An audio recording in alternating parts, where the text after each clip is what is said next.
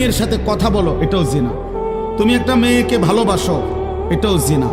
একটা মেয়ের কথা শুনো, এটাও জিনা। একটা মেয়ের সাথে হাঁটো, এটাও জিনা।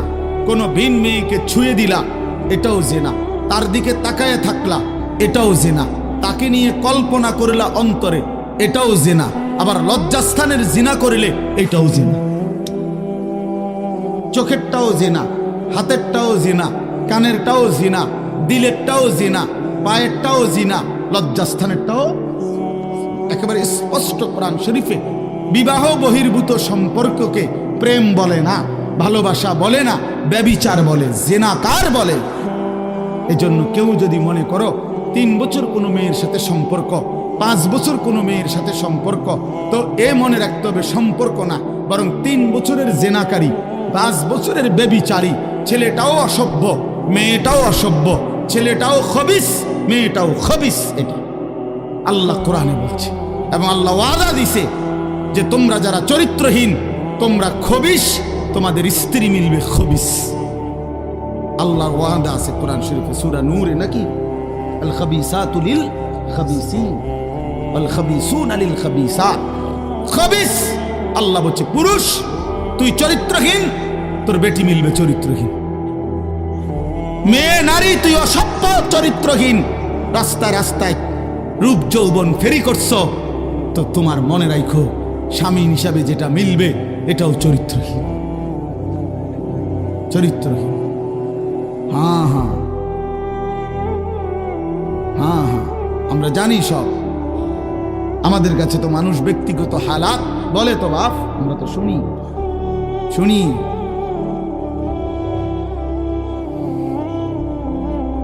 শুনি বাবা, নওজোয়ান ছেলেদের হালাতও শুনি, বিবাহ পরবর্তী পরকীয়ার আসক্তি, জিনা ব্যভিচারের আসক্তি, এটাও আমরা জানি।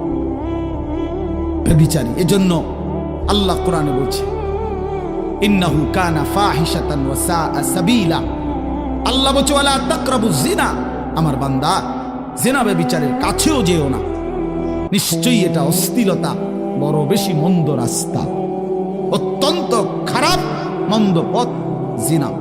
এই নারী পুরুষের অবাধ সম্পর্ক, বিবাহ বহির্ভূত সম্পর্ক, বাস্তবে হোক মোবাইলে হোক, যেভাবে হোক, নওজোয়ান আখলাক জীবন।